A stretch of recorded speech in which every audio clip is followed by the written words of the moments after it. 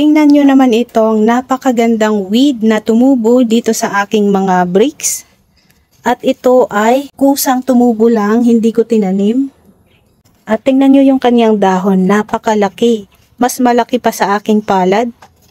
At variegated yung kulay ng kanyang dahon. May silver sa gitna. Tapos ang likod nito ay purple. At meron pang tumubo dyan sa kabila niya. Ito oh. Tingnan nyo, kahit bricks lang, tumutubo pa siya. At umakyat siya dito sa table. Ang pinanggalingan niya ay dito.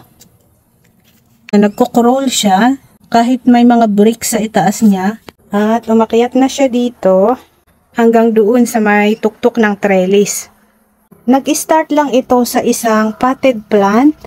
Tapos meron sigurong vine na nadikit sa lupa. Tapos nag-self-propagate. Hanggang sa tuloy-tuloy na siyang tumutubo sa aming bricks. Kaya recommended ito na itanim lang sa paso dahil may pagkawidi kasi ito kapag nilagay sa ground. Pero napakaganda niya na gawing climbing house plants.